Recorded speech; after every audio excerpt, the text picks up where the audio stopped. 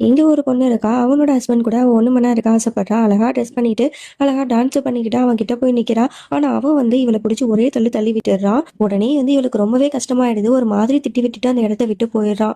இவன் எதுக்கு இப்படி நடந்துக்கிறான் அப்படின்னா, தன்னோட மனைவியோட பெஸ்ட் ஃப்ரெண்ட தான் இவன் வந்து காதலிப்பான். ஸோ அதனால தான் வந்து இந்த மாரிலாம் வந்து கேவலமா ரியாக்ட் பண்றான்.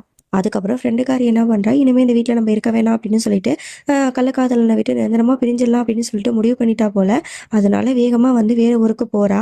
ஆனா அந்த விஷயத்த தெரிஞ்சுக்கிட்ட இவன் வேகமா அவளை தேடி கண்டுபிடிச்சு பஸ் ஸ்டாண்டுக்கே போயிடுறான். அந்த இடத்துல இவளை பார்த்துட்டு ரொம்பவே ஃபீல் பண்ணி கதறி கதறி அழறான். நீ தயவு செஞ்சு இந்த மாதிரி பண்ணாத, நீ இல்லாம என்னால உயிரோட இருக்க முடியாது, உன்னை நான் வந்து ரொம்ப காதலிக்கிறேன், நம்ம 2 பேரும் ஒன்னாவே இருக்கலாம் அப்படின்னு சொல்லிட்டு ப்ரொபோஸே பண்ணிடுறான். ஒரு கட்டத்துக்கு அப்புறம் இவளும் அதை ஏத்துக்கிட்டு 2 பேரும் ஒன்னாவே வீட்டுக்கு போறாங்க. என்னமோ புருஷ பொண்டாட்டி மாதிரி இவனுக்கு வாய்க்குருசியா இவ சமைச்சு போடுறா, அதை அவன் ரசிச்சு சாப்பிடுறான். இங்க பொண்டாட்டிக்காரி தன்னோட ஃப்ரெண்டை பார்க்கறதுக்காக வீட்டுக்கு வந்துருவா. இதை வந்து பார்த்த ஃப்ரெண்டுக்காரிக்கு பயங்கர ஷாக்கா இருக்கும். இதுக்கப்புறம் என்ன நடந்துச்சுன்னு தெரிஞ்சுக்கணுமா? ஃபுல் லிங்க் வீடியோ கீழே கொடுத்துருக்கேன், மறக்காம கிளிக் பண்ணி பாருங்க.